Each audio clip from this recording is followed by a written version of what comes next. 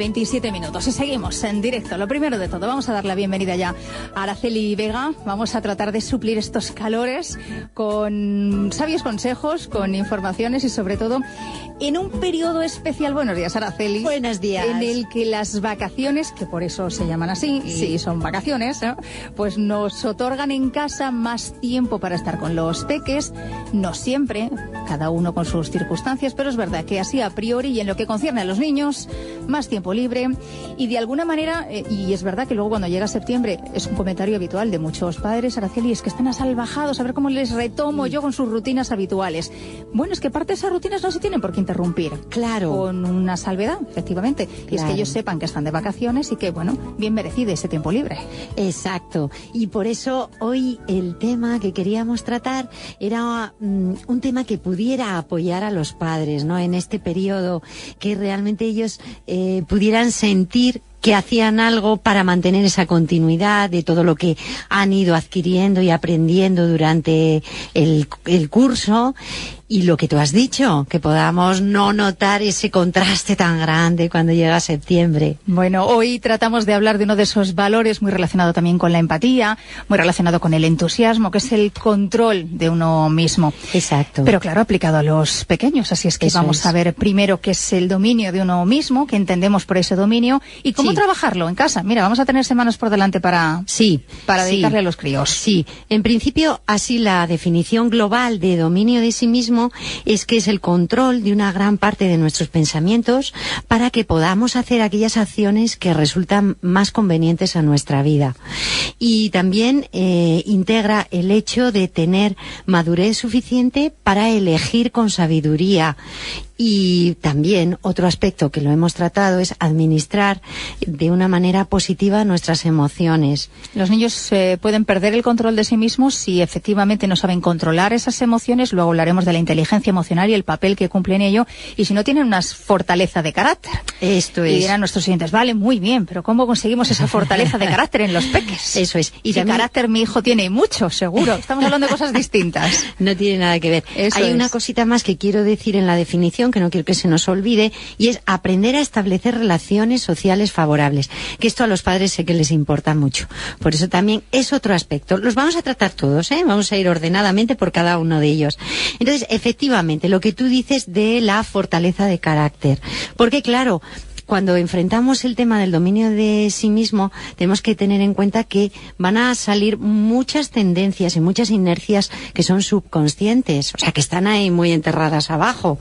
Entonces, es importante que haya una serie de fortalezas que estén desarrolladas en la infancia para que ese tipo de inercias subconscientes no dinamiten la vida del niño y en el futuro la vida del adulto. El niño que tiene en sus padres un espejo absoluto, así es que volvemos como siempre, cada vez que abordamos algún valor, ojo con lo que ven y escuchan en casa, porque ese será el modelo a imitar. Así es que si perdemos los papeles y no tenemos dominio de nosotros mismos, es probable que los niños capten eso más rápidamente que todo lo contrario. Exacto, y como siempre los padres tenemos un papel importante. Ahora bien, tampoco quiero dejar claro que no es una cuestión de que tengamos que ser perfectos los padres, no tiene nada que ver con eso. O sea, tenemos que tener en cuenta que el modelo que nosotros le demos a los niños de actuación en estas cosas que hemos hablado es el modelo que ellos van a tomar. Entonces, digamos que lo que vamos a tratar de buscar es que ellos tengan unas pautas básicas. Esas pautas básicas siempre las establecemos en base a los valores y a las fortalezas, tal y como tú decías. Entonces vamos a ir viendo cada uno de los puntos que hemos visto anteriormente. Bueno, que los niños aprendan a tener control y dominio de sí mismos pasa mucho por lo que les pasa por la cabeza, por los pensamientos que les llegan. A veces no con buenas intenciones. Bueno, son niños, son niños. Claro, y pues, por ejemplo, los padres saben de esto, porque se enfrentan cada día a ello. A trastadas, a cosas mal dichas, mal hechas. Esto es. A los hábitos de higiene, que te laves los dientes, que te duches, que te pongas la ropa. O sea, sabemos muy bien todo esto, ¿no? Que te vistas solo, que ya tienes edad para vestirte solo. En fin, todo este tipo de cosas. Entonces, la idea es cómo manejar toda esta marabunta y a veces esta inercia de ellos, la idea de hacer lo que quieren, ¿cómo poderlo hacer? Bueno, vamos a ver, le tenemos que enseñar a los niños a pensar de una manera beneficiosa. ¿Y eso cómo se hace? Me dirán los padres. Pues a ver, ¿cómo hacemos nosotros, por ejemplo, un día de diciembre a las 7 de la mañana, está todo oscuro, hace un frío que pela. Hay que levantar al niño de la cama. Y nos tenemos que levantar nosotros para irnos a trabajar. Entonces, ¿qué es lo que hace que no vayamos refunfuñando de mal humor, etcétera, etcétera, y que realmente podamos mantener ese tipo de dinámicas en nuestra vida? Entonces, hay un tipo de pensamientos que nosotros nos decimos a nosotros mismos. Por supuesto, el primero, el de ganar dinero, porque lo necesitamos. Pero aparte de eso, hay también otras cosas. Como, por ejemplo, ¿en qué revierte ese trabajo que yo, o esa función que yo desarrollo? Eso es. Entonces, ¿para qué sirve mi trabajo? ¿A quién le puede ayudar? Eso es, qué cosa buena aporta mi trabajo. O sea, ¿qué me aporta a mí como persona? ¿Por qué soy capaz de levantarme por las mañanas e ir para allá? Por ejemplo, me contaba una maestra, pues que le encanta el contacto con los niños, que le da mucha vida, que aunque llegue de mal humor, con miles de problemas de casa, cuando está con los niños, solamente el encontrarles, que ya es que es un subidón de energía para ella, ¿no? O un comerciante me decía, pues me encanta atender bien a los clientes, es un panadero y además dedica tiempos donde yo compro la panadera y el pan y le encanta, ¿no?, atenderles bien. Pues bueno, pues eso. O una mujer que trabaja en una cadena de montaje, que era realmente retador aprender las máquinas y ella lo quería hacer perfecto porque le gustaba que saliera bien. Entonces, ese tipo de cosas se las tenemos que contar a los niños. Yo hago mi trabajo por esto otro, por lo demás allá. Eso es una manera de enseñarles una dinámica de pensamiento positivo. Claro. Luego, y lo hemos comentado en otras ocasiones, que los niños sepan que lo que dicen o lo que hacen a veces puede tener consecuencias. El adquirir esa sabiduría para ir adquiriendo poco a poco esa madurez. Exacto. Eso es una buena definición de sabiduría para un niño.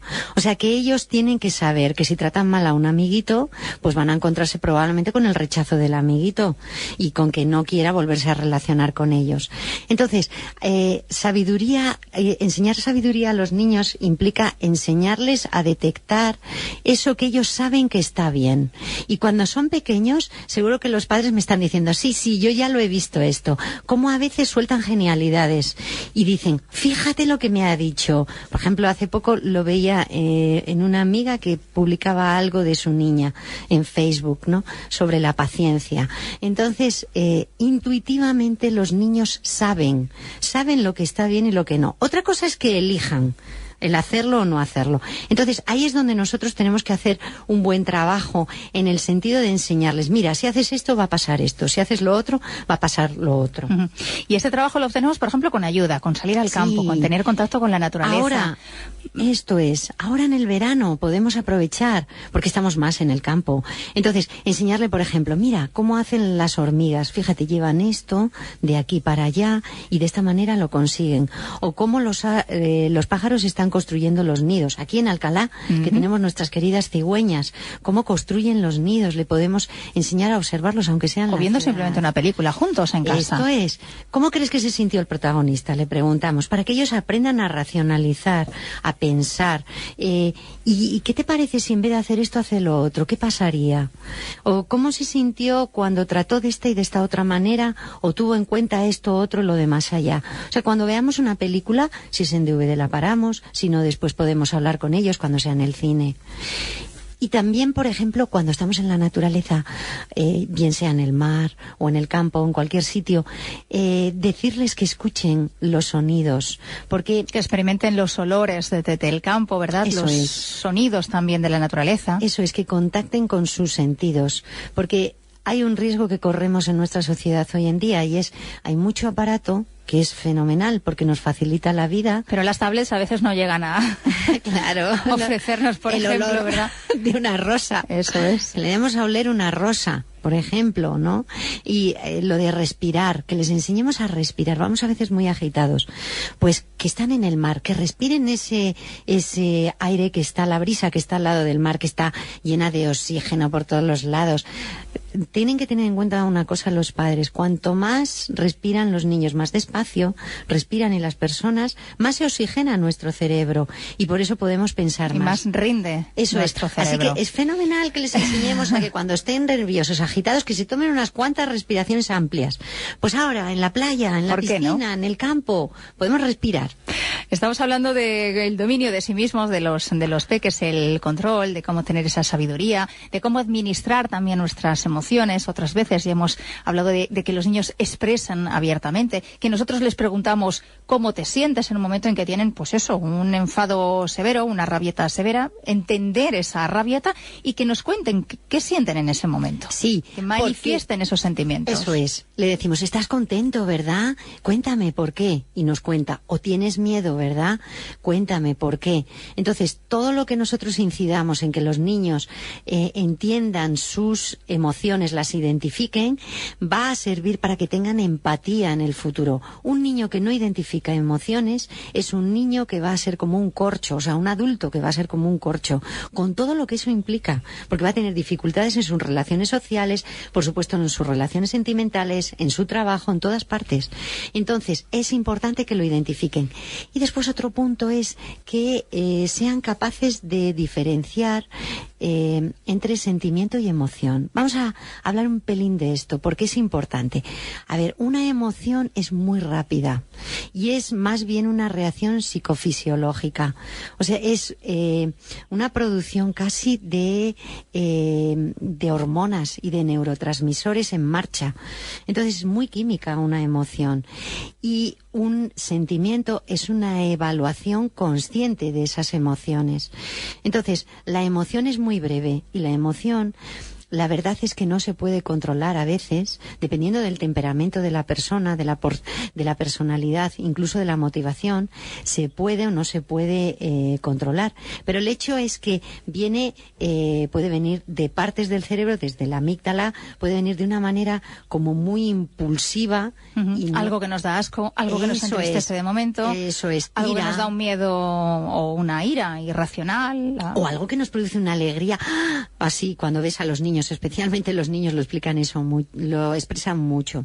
Entonces el sentimiento es más bien qué hacemos nosotros con toda esta emoción que ha habido ahí. Por ejemplo, Antonio Damasio, que es un médico neurólogo portugués, que es muy conocido por esta diferenciación y además ha hecho grandes investigaciones sobre esto, pues él habla como la emoción del miedo, pues por ejemplo hay un estímulo que la desencadena de manera automática, va al cerebro, después pasa al cuerpo, incluso a veces puede que no pase al cuerpo, sino que sea la creencia de que está en el cuerpo, que uno empieza a temblar o que empieza a tener frío, o la reacción que pueda ser, y después vemos todas las posibilidades que hay de qué hacer con esa reacción primera de miedo que ha habido, ¿no? Entonces, esa reacción es lo que ya llamaríamos que pasa por el cerebro, por el neocórtex, que es el cerebro racional. Eso ya es el sentimiento.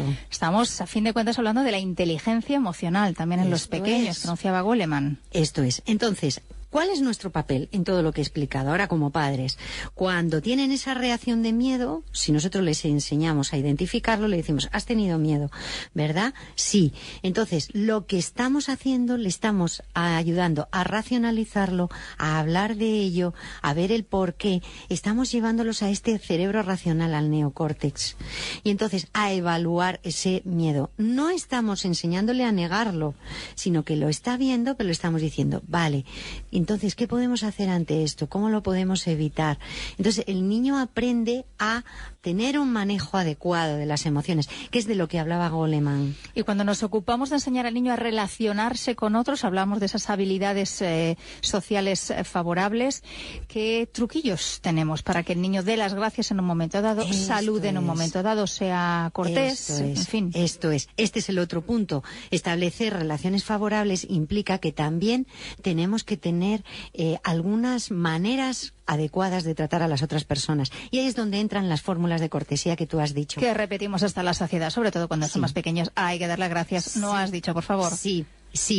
Y ahí sí que nosotros somos un modelo. Si en casa le decimos, dame eso, no va a funcionar. Tenemos, por favor, ¿me puedes acercar esto? ¿Te importa cerrar la puerta? O muchas gracias. Muy bien que has hecho esto. También enseñarles eso, el darles, valorar aspectos positivos. Fenomenal que has hecho esto otro. Otras conductas o cosas que ellos hacen, pero que a veces pasan desapercibidos y que no solemos valorar habitualmente. Pues que vean que nos hemos dado cuenta. Mira, eso es. Hoy he hecho esto, fíjate, pues voy a decírselo. Y además que él note que nos hemos fijado en ello. Sí, porque les gusta mucho esos detalles. Por ejemplo, han puesto los vasos en la mesa a ellos y están esperando que le digas algo. Y a veces nosotros vamos tan rápido que no nos damos cuenta. Sí que es importante que tengamos esta delicadeza de decírselo o mantener una actitud positiva ante cualquier logro que tenga. Qué bien que has cerrado la puerta. Muy bien, fenomenal. Y también cuidar de las cosas. Y si tienen hermanos, que pidan permiso. Oye, ¿puedo coger el coche? Le enseñamos a pedir permiso, a respetar. No arrancarlo así brutalmente de las manos, como si cualquier cosa, que es lo que suele pasar. Niños que sonríen, niños que son, bueno, pues amables, niños que piden por favor y que acceden a hacer favores a otros también. Esto es otro trabajo a tener en cuenta. Esto es importante, porque estas son habilidades básicas de interacción social y ya sabemos los adultos cómo funciona. Entonces, ¿cuáles son? Pues sonreír, reírse, saludar, buenos días, buenas tardes, hacer las presentaciones. Mira, este es Pepito, que los niños, si les enseñamos a hacerlo, ellos lo integran, lo hacen de manera natural. O hacer favores a alguien, ¿no? ¿Me dejas esto, por favor?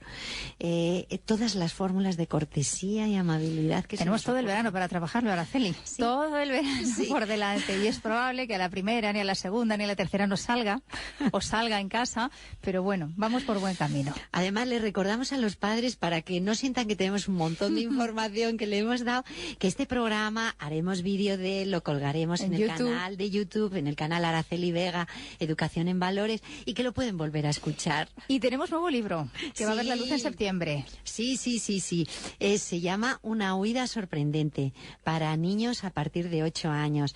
Bueno, es de mucha intriga, de aventuras, y tiene muchos valores. Y sobre todo lo que enseña es el valor de la palabra, que tiene que ver con mucho de lo que estamos hablando.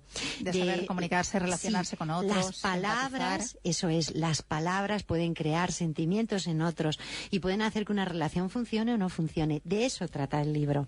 Hay luego también otros cuentos, los de Cubani, que están también a disposición de todo aquel que quiera seguir indagando en cómo hacer que sigan creciendo esos valores en los peques. Esto es, me han escrito por Facebook, me han preguntado por libros para el verano. En nuestra página de www.cubanicuentosdevalores.com, allí tienen información sobre todos los libros, incluido este último, Una huida sorprendente. También está información sobre el control y el dominio de los peques sobre sí mismos, el ir adquiriendo esas competencias, esas habilidades sociales. Bueno, pues hoy, Araceli, nos marchamos con uno de los grandes de la filosofía, con Platón. Sí, con una cita de Platón. Platón dice algo muy bonito que venía muy a cuento con este programa. Dice: la victoria más grande e importante es conquistarse a uno mismo. La conquista de uno mismo. La conquista de uno mismo es la victoria más grande y más importante de la vida. O sea que si le ayudamos a los niños a conseguir esto, lo hemos logrado todo. Pues nada, meses tenemos todavía, para, bueno, afanarnos en ello. Araceli, muchas gracias. Retomaremos la programación ya a mediados de septiembre y lo haremos contando con tu aportación, con tu ayuda. Será un placer. Para seguir hablando de niños, de la infancia, de los valores y de cómo ir en nuestra faceta de padres, de tíos, de abuelos, ¿verdad? Exacto. De ir ayudando, arrimando el hombro en la educación de los niños. Eso es, apoyados por todos. Una suerte y buen verano. Buen verano. Igualmente. A ti y a todos nuestros oyentes. Un abrazo. Nos seguimos encontrando. Un abrazo.